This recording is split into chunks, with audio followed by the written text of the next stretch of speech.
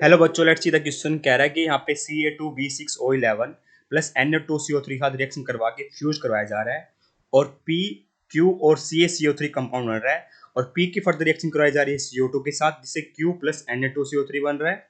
Q की reaction कराई जा रही है कस्टर्ड एसिड के साथ जिससे NaCl और एक एसिड बनता है जिसकी हाइड्रोलिसिस करने पर हमें दूसरा एसिड मिलता है बेटा।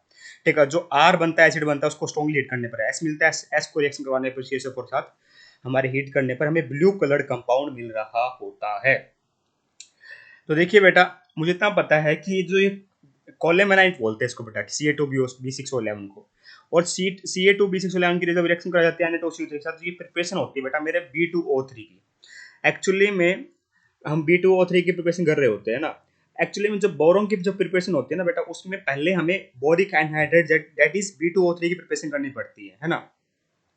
वही चीज़ है बेटा यहाँ पे। तो कैसे प्रिपरेशन करेंगे? कोलिमेनाइट होता है बेटा Ca2B6O11। जब इसकी रिएक्शन कराई जाएगी Na2CO3 के साथ तो CaCO3 तो बने बनेगा, साथ में हमारे दो कंपाउंड और बनते बेटा। ठीक है, एक बनता है बेटा मेरा Na2B4O7, ठीक है, और एक बनता है बेटा मेरा NaBO2। NaBO2 को बोला जाता है बेटा मेरा सोडियम मेटाबोरेट। ठीक है, और दूसरा क्या बनता है बेटा Na2B4O7, उसको बोला जाता है बेटा मेरा बोरेक्स, है ना, वो बोरेक्स होता है। ठीक है, फिर कहता है कि जो पी है वो फर्दर CO2 के साथ रिएक्शन कर लेता है क्यू दोबारा मिलने पर। मतलब इनमें से किसके साथ रिएक्शन कर रहा हूँ मैं CO2 की, कि हमें वही चीज दोबारा मिल जाए। तो एक्चुअली में यहाँ पर हमारा जो NaBO2 बना है ना बेटा, वो CO2 के साथ रिएक्शन करता है और Na2B4O7 का फॉर्मेशन कर देता है। साथ में बेटा Na2CO3 भी बनता है, ध्यान रखना। मतलब कैसी रिएक्शन होती है बेटा, जो मेरा NaBO2 है दैट इज सोडियम मेटाबोरेट, जब इसकी रिएक्शन करवाई जाती है मेरे CO2 के साथ, ठीक है, तो हमें Na2B4O7 मिल जाता है ना।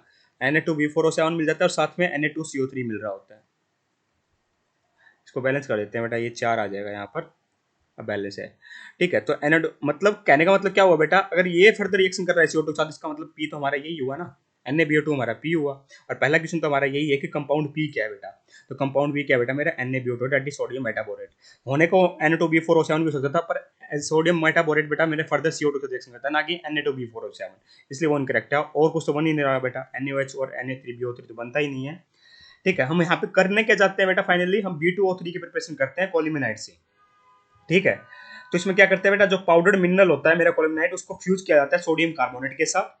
ठीक है, पहले करा है सोडियम कार्बोनेट के साथ, उसके बाद जो फ्यूज्ड मास होता है बेटा उसको एक्सट्रैक्ट किया जाता है हॉट वाटर के साथ, और जो CaCO3 यहाँ पे क्या जाता है, इनसोल्युबल रह जाता है। तो जो फिल्ट्रेट होता है बेटा, जिसके अंदर बोरेक्स होंगे और सोडियम मेटाबोरेट होंगे, उनको फर्दर हम क्या करते हैं बेटा, क्रिस्टलाइजेशन करते हैं और जिससे हमें बोरेक्स ऑब्टेन हो रहा होता है।